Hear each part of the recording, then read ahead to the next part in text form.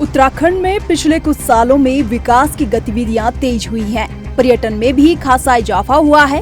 राज्य के अधिकांश बड़े शहरों में सड़कों पर गाड़ियों का रेला है और लोग ट्रैफिक जाम से जूझ रहे हैं। ऐसे में सार्वजनिक परिवहन को बेहतर बनाने के लिए उत्तराखंड में मेट्रो चलाने की तैयारी थी।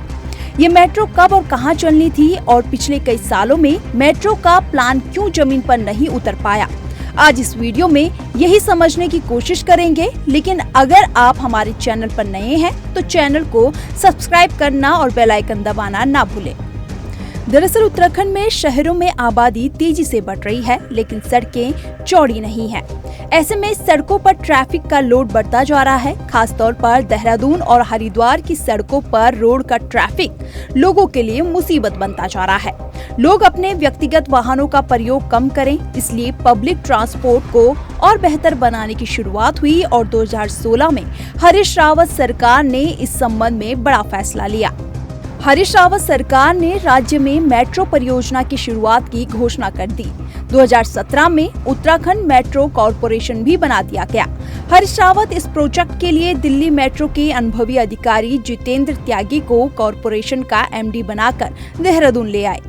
लगा कि मानो अब उत्तराखंड में मेट्रो की सौगात मिलने ही वाली है। पहले चरण में देहरादून से नेपाली फार्म तक मेट्रो चलाने का प्लान बना। दिलचस्प ये कि मेट्रो के पिलर्स के लिए साइट टेस्टिंग का काम भी शुरू हो गया, लेकिन इसी बीच चुनाव हुए और हरीश रावत की सरकार चली गई। 2017 में सरकार बनी बीजेपी की और मुख्यमंत्री बने त्रिवेंद्र सिंह रावत। त्रिवेंद्र सरकार ने मेट्रो के प्रोजेक्ट को ठंडे बस्ते में डाल दिया। इक्का दुक्का चर्चाओं के अलावा मेट्रो सेवा के नाम पर एक ईंट भी नहीं रखी जा सकी। उल्टा मेट्रो को अनुपयोगी बताकर उसके विकल्पों पर चर्चा होने लगी। इक्का दुक्का बैठकों के बाद हरिद्वार में पीआरटी सेवा की तैयारी हुई, लेकिन इस पर भी अब तक कोई काम नहीं हो पाया है। इसी बीच 2022 में धामी सरकार बनी तो देहरादून में नियो मेट्रो चलाने का शोर तेजी से उठा। हालांकि इस वीडियो को रिकॉर्ड करने तक नियो मेट्रो को लेकर सरकार एक कदम भी आगे नहीं बढ़ पाई है।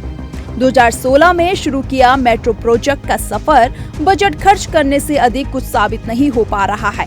तब इसकी लागत 1852 करोड़ रुपए आ रही थी। अब समय के साथ महंगाई के ग्राफ के हिसाब से यही परियोजना 2303 करोड़ रुपए में पूरी हो पाएगी, लेकिन जितनी देरी होगी उतनी लागत भी बढ़ती चली जाएगी।